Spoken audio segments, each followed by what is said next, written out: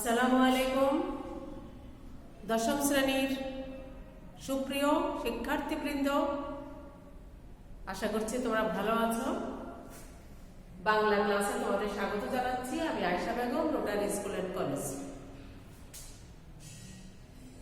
প্রিয় শিক্ষার্থীবৃন্দ, আজ আমি তোমাদের যে বিষয়টির উপর পাঠদান করব সেটি হচ্ছে প্রত্যয়। আমরা জানি যে গঠনগতভাবে শব্দ দুরকম, একটি হচ্ছে মৌলিক শব্দ, একটি হচ্ছে সাধিত শব্দ। মৌলিক মানে হচ্ছে মূল, যেটিকে আর বিশ্লেষণ করা যায় না। বিশ্লেষণ করলে তার কোনো অর্থ থাকে না। আর সাধিত হচ্ছে মৌলিক শব্দের সাথে আরো কিছু যুক্ত করে যে শব্দ আমরা গঠন করি সেগুলি হচ্ছে সাধিত শব্দ।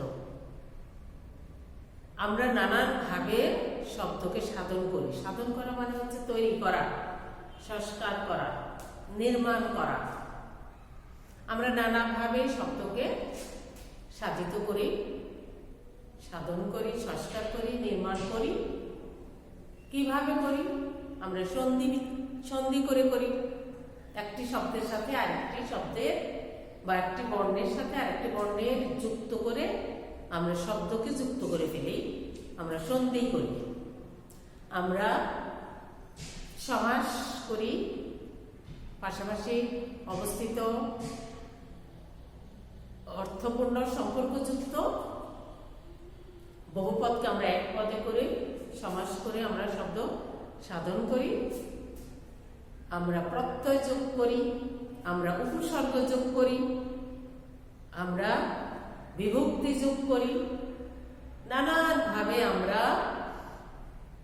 শব্দকে নিজেদের প্রয়োজনে আমরা তৈরি করি।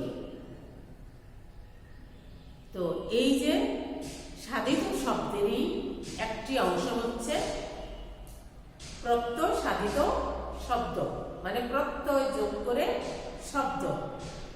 এটি সাধিত শব্দের অন্যতম একটি অংশ, প্রত্যয় সাধিত শব্দ। আমরা আজকে এইটি আমরা বুঝবো, প্রত্যয় যুক্ত করে আমরা কোন নিয়মে শব্দ তৈরি করে থাকি। এটি তোমাদের পরিচ্ছেদ হচ্ছে 11 নম্বর পরিচ্ছেদের অন্তর্ভুক্ত। আমরা প্রথমত বুঝে নেব প্রত্যয় সাধিত শব্দ তৈরি করতে হলে আমাদের কি কি জানতে হবে। তার মধ্যে আছে প্রকৃতি যোগ প্রত্যয় সমান সমান শব্দ। প্রকৃতি, প্রত্যয়, শব্দ। এখন প্রকৃতিটা কি?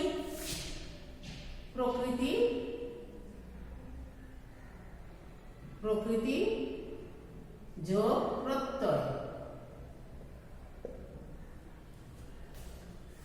প্রকৃতি হচ্ছে যার সাথে, মানে যেই মূল শব্দটির সাথে প্রত্যয় যুক্ত করে আমরা প্রত্যয়ান্ত শব্দ গঠন করি, তাকে বলে প্রকৃতি। শব্দমূল। প্রকৃতি আসলে শব্দমূল। শব্দের মধ্যে যদি আমরা যাই, শব্দ আবার দুই রকম। কি? সেটি হচ্ছে, একটি হচ্ছে ক্রিয়া, আর ক্রিয়া ছাড়া বাদ বাকি সবই হচ্ছে শব্দ।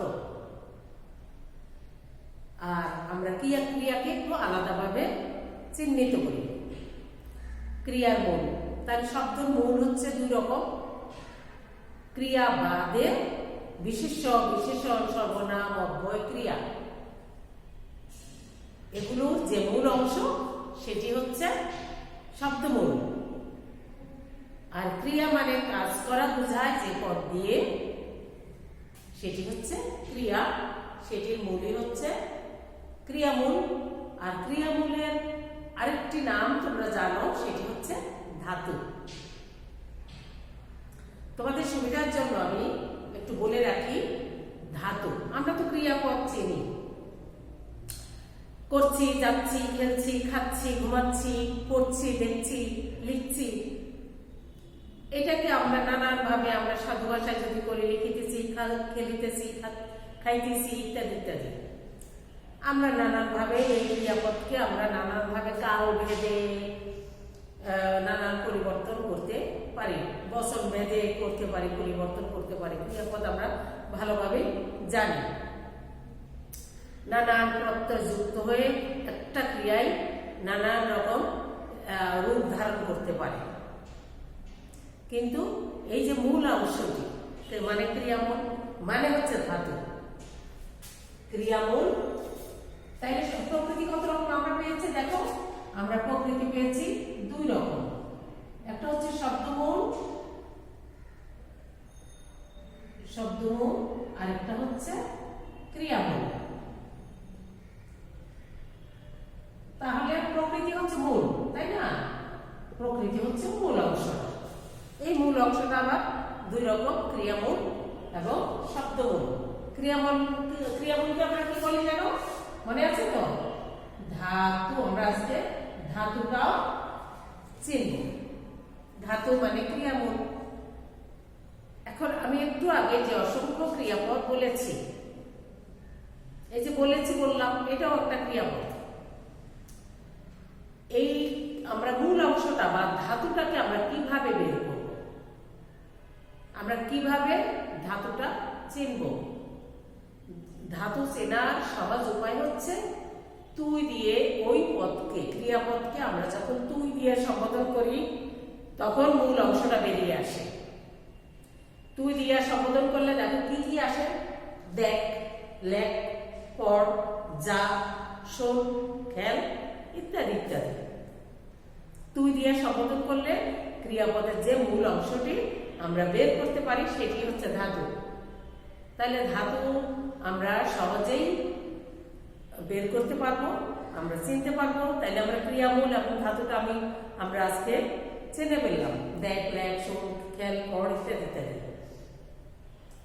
ক্রিয়ামূল ছাড়া বাদ বাকি সবই হচ্ছে শব্দমূল। যেমন ঢাকা, যোগ আই, ঢাকাই। ঢাকাইকে আমরা বিশ্লেষণ করলে আমরা এরকমই তো পাই। মূল অংশটা কি? তাইলে ঢাকা। ঢাকা তো ক্রিয়া নয়, তার ঢাকা কি? ঢাকা হচ্ছে শব্দমূল। ঢাকা হচ্ছে শব্দমূল। আইটা হচ্ছে প্রত্যয়। তেমনি যেমন ক্রিয়ামূলের একটা উদাহরণ দেই। চল, চল একটি, চল, চল এটি একটি ধাতু। এটার সাথে যদি আমি একটি প্রত্যয় যুক্ত করি, এটা হচ্ছে প্রত্যয়। কি হলো? শেষে চলন্ত। আমরা বলি না চলন্ত গাড়ি, চলন্ত গাড়ি। চলন্ত মানে যা চলছে, চলন্ত। তাহলে এখানে আমরা কি পেলাম? আমরা এটা পেলাম হচ্ছে ধাতু বা ক্রিয়ামূল। তার সাথে আমরা যুক্ত করেছি অন্ত, এটি একটি প্রত্যয়।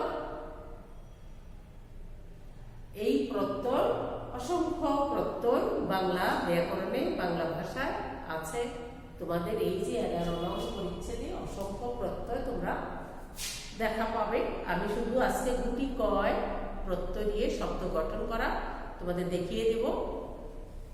অসংখ্য প্রত্যয়ের সাথে তোমরা পরিচিত হবে তোমাদের 11 নং পরিচ্ছেদে।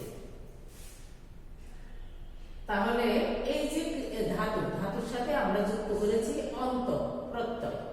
তো সমান কি হয়েছে? এটি একটি ক্রিয়াপদ। এটাকে কিন্তু আমরা প্রত্যয়ের এই বিষয়ে আমরা কিন্তু ক্রিয়াপদ বলবো না, আমরা এটাকে বলবো কৃদন্ত পদ। কৃদন্ত, এটি একটি কৃদন্ত পদ।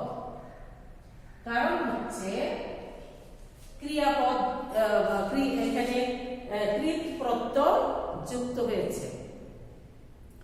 তাহলে দেখো আমি কিন্তু প্রত্যয়ের একটা প্রকারের আমি বলে দিয়েছি। প্রত্যয় কিন্তু দুই রকম, আমাদের প্রকৃতি যেমন দুই রকম, প্রত্যয় আমরা পেয়ে গেছি দুই রকম, একটা হলো কৃত প্রত্যয় আর একটা হচ্ছে তদ্ধিত প্রত্যয়। তাহলে এখানে আমরা লিখি দুই রকম প্রত্যয়, কৃত প্রত্যয়, তদ্ধিত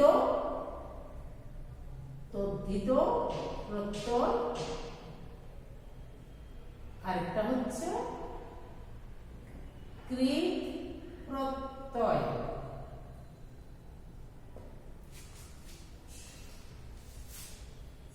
আই, আও, আই, উনা, এগুলো হচ্ছে আরো অসংখ্য পাবে তোমরা বইয়ে তদ্ধিত প্রত্যয়।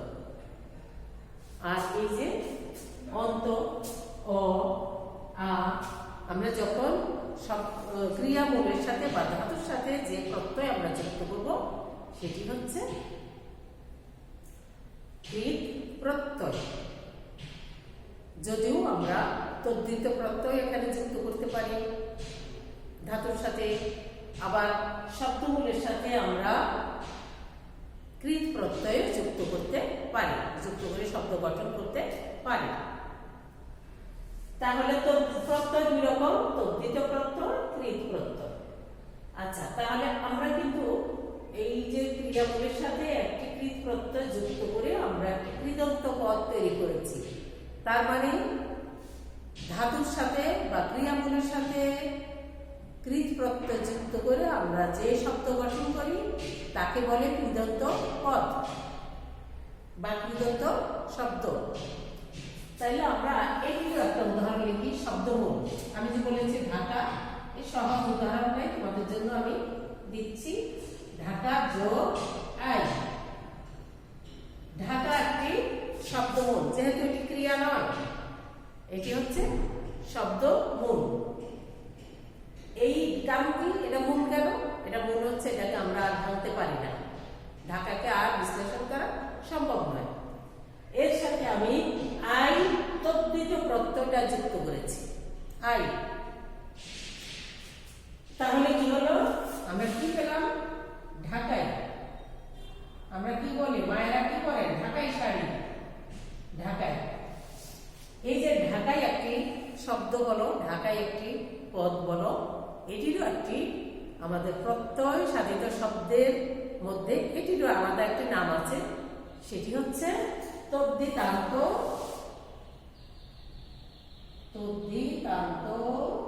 পদ।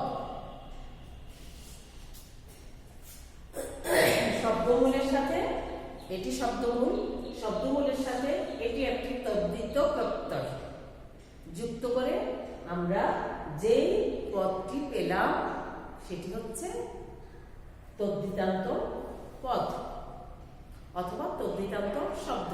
আমি কিন্তু শব্দ আর পদ বারবারই একাকার করে বলছি, যদিও দুটি বিষয় এক না। শব্দ হচ্ছে সিঙ্গেল, একাধিক বর্ণ মিলে যদি অর্থ প্রকাশ করে সেটি শব্দ, সেটিকে আমরা যখন বাক্যে প্রয়োগ করব সেটি হবে পদ। তো আমি এখানে শব্দই বলছি কারণ এটাকে আমরা বাক্যে প্রয়োগ করছি না, এটি এখানে কিন্তু শব্দ হিসাবে আমরা গণ্য করব। তাহলে দেখো আমরা কিন্তু মৌলিক জিনিসটি শিখে ফেলেছি। প্রকৃতি হচ্ছে মূল অংশটা, যাকে আর বিশ্লেষণ করা যায় না। প্রকৃতি দুই রকম, শব্দমূল এবং ধাতু, শব্দমূল এবং ধাতু। প্রত্যয় দুই রকম, তদ্ধিত প্রত্যয় এবং কৃত প্রত্যয়। এই দুইটা যুক্ত করে কি হয়? এই দুইটা যুক্ত করে হয় পদ। কি পদ? সাধিত পদ। কারণ আমরা সাধন করেছি, আমরা তৈরি করেছি, একটির সাথে একটি মিলিয়ে আমরা তৈরি করেছি, সাধিত শব্দ তৈরি করেছি। শব্দ বলো, পদ বলো, সাধিত শব্দ আমরা তৈরি করেছি। কি যুক্ত করে? প্রকৃতির সাথে প্রত্যয়। তাহলে এটা দুই রকম, এইটা দুই রকম, এইটাও দুই রকম, এই যে দুই রকম, এই যে দুই রকম, এক দুই, এক হচ্ছে কৃদন্ত পদ, তার পদ প্রত্যয় সাধিত পদ হচ্ছে দুই রকম, একটা হচ্ছে কৃদন্ত পদ আর একটা হচ্ছে তদ্ধিতান্ত পদ। এই অংশটুকুই কিন্তু ভালোভাবে বুঝে নিতে হবে। প্রকৃতি এবং প্রত্যয়ের এই অংশটি ভালোভাবে বুঝে নিলে পরে বাকিটা তোমরা শুধুমাত্র প্রত্যয় এবং প্রকৃতি কিভাবে যুক্ত হয়ে কোন শব্দ গঠন করেছে সেগুলি শুধু একটু প্র্যাকটিস করবে, কিন্তু বুঝার বিষয় আসলে এইটুকু। আমি আরেকবার তোমাদের সুবিধার জন্য আরেকবার বলি, প্রকৃতি এবং প্রত্যয়। প্রকৃতি হচ্ছে মূল অংশ, মূল অংশের সাথে প্রত্যয় আমরা যুক্ত করি। প্রত্যয়ের সংখ্যা কত? প্রকৃতির সংখ্যা অসংখ্য, প্রকৃতির সংখ্যা আছে। এর মধ্যে প্রকৃতির মধ্যে এই প্রত্যয় অসংখ্য প্রত্যয়গুলি আসলে কি জানো? প্রত্যয়গুলো হচ্ছে অব্যয়পদ, যেগুলা সবসময় একই রকম থাকে, এগুলার আসলে নিজস্ব কোনো অর্থ নাই। যেমন অন্তের তেমন অর্থ নেই, আয় অর্থ নেই। এগুলি হচ্ছে অব্যয় জাতীয় শব্দাংশ, যদিও অন্তের আলাদাভাবে অর্থ আছে, অন্ত মানে শেষ, কিন্তু এখানে সেই অন্ত নয়, এটি হচ্ছে একটি প্রত্যয়। প্রত্যয় হচ্ছে শব্দাংশ যেটি প্রকৃতির সাথে যুক্ত হয়ে শব্দ গঠন করে। তাহলে প্রকৃতি দুই রকম, প্রত্যয় দুই রকম, সাধিত পদ দুই রকম, কৃদন্ত পদ, তদ্ধিতান্ত পদ। অবশেষে কি দাঁড়ালো? কৃদন্ত পদ আসলে ক্রিয়াপদ বলতে পারি আমরা, আর তদ্ধিতান্ত হচ্ছে বাদ বাকি সবগুলো, বিশেষণ, সর্বনাম, অব্যয়। যদিও ভিতরগত আরো কিছু বিষয় থেকে যায়, সেটি পরবর্তীতে আরো বিস্তারিত আলোচনা করার সুযোগ আসবে। তা আজকে তোমরা এইটুকু শিখে রাখো, প্রকৃতি, প্রত্যয় এবং পদ। প্রকৃতি হচ্ছে দুই রকম, শব্দমূল, ধাতু বা ক্রিয়ামূল। প্রত্যয় দুই রকম, তদ্ধিত প্রত্যয়, কৃত প্রত্যয়। আমরা যে প্রত্যয়গুলি ধাতুর সাথে যুক্ত করব সেটি হচ্ছে কৃত। যে প্রত্যয়গুলি আমরা শব্দমূলের সাথে মিলাবো, যদিও আমি আগে বলেছি আমরা কিন্তু একটা অন্যটার সাথে মিলাইতে পারি, ব্যতিক্রম আছে, কিন্তু সাধারণত শব্দমূলের সাথে তদ্ধিত প্রত্যয় যুক্ত হয় এবং যে শব্দটি গঠন হয় বা যে পদটি গঠন হয় সেটি হচ্ছে তদ্ধিতান্ত পদ। তদ্ধিতান্ত পদ ক্রিয়া নয়, কৃদন্ত পদগুলো অধিকাংশই ক্রিয়া।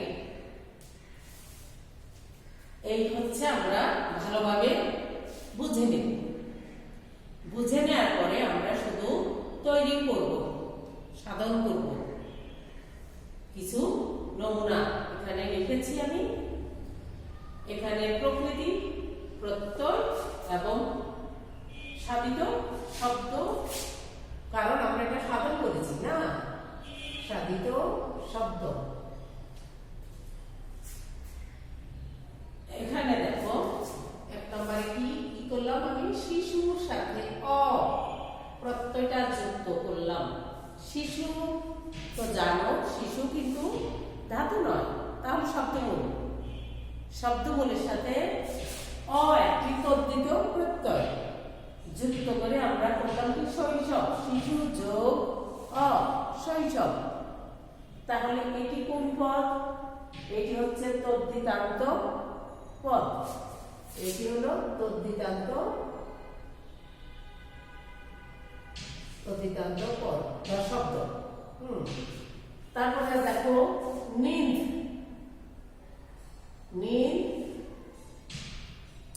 যোগ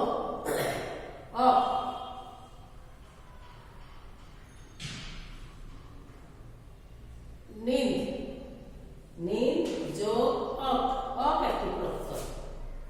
হচ্ছে কৃত প্রত্যয়। নিন্দ হচ্ছে নিন্দ মানে ওই যে আমি বলেছি এটি একটি ধাতু। তুই সম্বোধনে নিন্দা করা থেকে মূল অংশটি হচ্ছে নিন্দ ধাতু, মানে নিন্দা করা থেকে নিন্দ, এবং এটি তুই সম্বোধনে বের হয়ে আসে। নিন্দা করা, নিন্দুক বাংলা আমরা পাই মূল অংশটা নিন্দ। নিন্দ একটা ধাতু বা ক্রিয়ামূল, এটির সাথে অকৃত প্রত্যয় যুক্ত হয়েছে নিন্দুক। নিন্দুক, তাই এটা কি হবে? কৃদন্ত।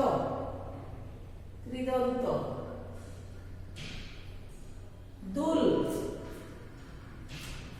দুল, দুল মানে কি? দোলা। আমরা ধাতুটা পাচ্ছি দোল, মানে তুই দোল। দোল, দোলা দেওয়া। এই দুলের সাথে অনাকৃত প্রত্যয় যুক্ত করে আমরা পেয়েছি দোলনা। তাহলে এটিও কি? কৃদন্ত। দৃশ।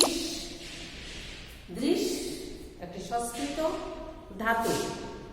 দৃশ মানে দেখা, দেখ, তুই দেখ। দৃশ, এই দৃশ্যের সাথে অনীয় প্রত্যয় যুক্ত করে আমরা কি করেছি? দর্শনীয়। তাহলে এটিও কৃদন্ত। বাঘ। বাঘ একটা পশুর নাম, এটা ধাতু নয়, ক্রিয়ামূল নয়, এটি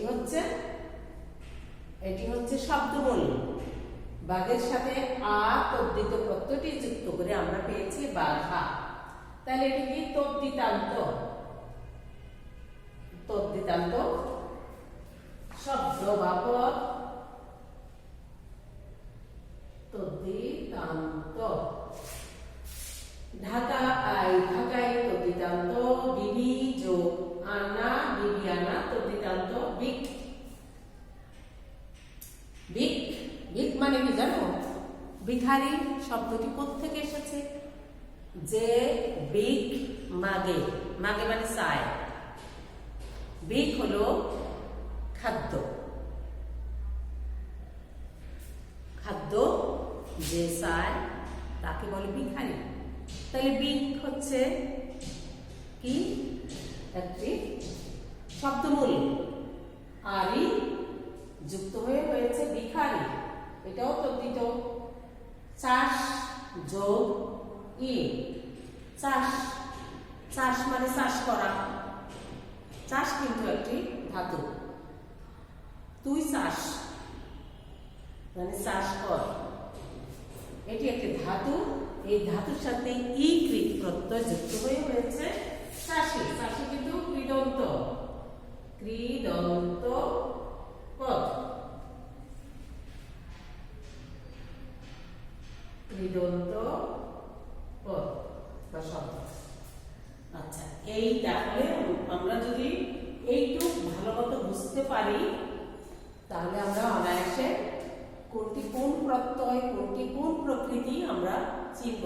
অসংখ্য প্রত্যয় দিয়ে তোমাদের বইতে যতগুলো উদাহরণ দেওয়া আছে সবগুলো আমরা কি করব? লিখে লিখে প্র্যাকটিস করব। আমরা শিখব কোনটা কৃদন্ত শব্দ, কোনটা তদ্ধিতান্ত, কোনটা হচ্ছে এই শব্দমূল, কোনটা ক্রিয়ামূল বা ধাতু, কোনটা কৃত প্রত্যয়, কোনটা তদ্ধিত প্রত্যয়, আমরা এগুলি চিনতে পারবো। সুপ্রিয় শিক্ষার্থীবৃন্দ, এটুকুই হচ্ছে আমার আজকের পাঠ। সুমহান ফেব্রুয়ারি, ভাষার মাস। আগামীকালে আন্তর্জাতিক মাতৃভাষা দিবস। আমাদের এই বাংলা ভাষাকে রক্ষা করতে গিয়ে বাঙালি রক্ত দিয়েছে। মা, মাতৃভাষা, মাতৃভূমি সুরক্ষার দায়িত্ব আমাদের সকল দেশপ্রেমীর, সকল নাগরিকের। আমরা দেশকে ভালোবাসবো, আমাদের মাকে ভালোবাসবো, আর আমাদের ভাষাকে ভালোবাসবো। তো আমাদের এই যে ভাষা মাস ফেব্রুয়ারি, আমি ভাষা মাস আন্তর্জাতিক মাতৃভাষা দিবসের উপরে গভীর শ্রদ্ধা রেখে বাংলা ভাষাকে ভালোবেসে অভিনন্দন জানিয়ে আমি তোমাদের বলবো যে আমরা ভাষাকে ভালোবাসবো আমাদের মন দিয়ে। আমরা ভাষাকে ভালোবাসার মানে হচ্ছে ভাষাকে সঠিক প্রয়োগ করব। সঠিক প্রয়োগ করতে গেলে আমাদের সঠিক নিয়ম কানুন শিখতে হবে, আয়ত্ত করতে হবে, বেশি বেশি বাংলা ভাষার চর্চা করতে হবে। আর আমরা কি করব, এই যে আমাদের পাঠ্য বাংলা বিষয়টা, সেটি আমরা আরো বেশি চর্চা করব। আমরা নিখুঁত ভাষা শিখব, আমরা নিয়ম কানুন সহ আমরা সঠিক ব্যাকরণ শিখব। তবেই আমাদের বাংলাকে আমরা, আমাদের ভাষাকে আমরা ভালোবাসতে শিখব। আমি যদি শব্দ উচ্চারণ করি ভুল, আমি যদি লিখি ভুল, তাহলে আমাদের ভালোবাসা কি থাকবে? থাকবে না, পরিপূর্ণ হবে না। আমরা পরিপূর্ণভাবে বাংলা ভাষাকে ভালোবাসি। সারা বিশ্বের বুকে এখন বাংলা ভাষা পরিচিত। আমরা অহংকারী, কারণ বাংলা আমাদের মাতৃভাষা। পৃথিবীতে একমাত্র বাংলা ভাষা